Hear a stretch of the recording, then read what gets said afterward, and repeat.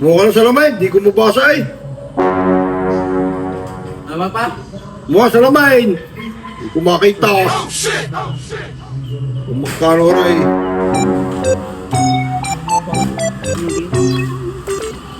Papa, Ha? parang binata rin ng ilaw. Binigay sa akin ng lalaki doon. Oo. Ay magkano? Hindi ko mabasa kung magkano yan. What? Basa na yan. Di ko makita rin. Mukha nga lang ng salamin. Mukha ng salamin, di ko mabasa eh. Tama pa? Mukha salamin. Di ko makita.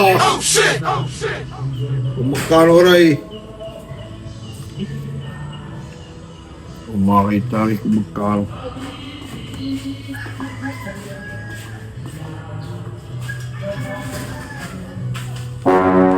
Tama pa?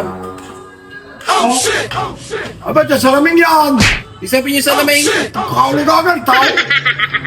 Ay, paano mababasa yan? Kala ko naman, ano ka sabihin niyo? Ay, salamin sa mata. Ano?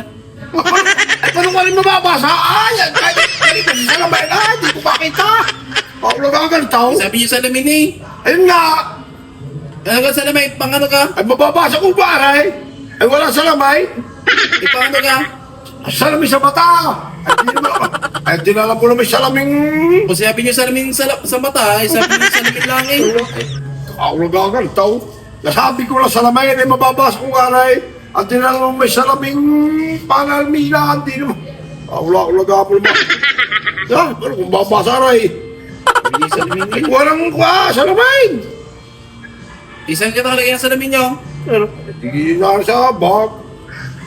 Talaga pagkakaintindi ko eh sa lamin. Ay, salamin naman ang tinala. Ay, parang siguro na ako ito. Sabi ng salamin eh. Salamin! Di sa lamin niya rin. Ay, salamin nga! Ay, hindi pa ko niya. Salamin pa ko ito. Ang paganda, may mga magsusuklay diya pa. Pagandahan.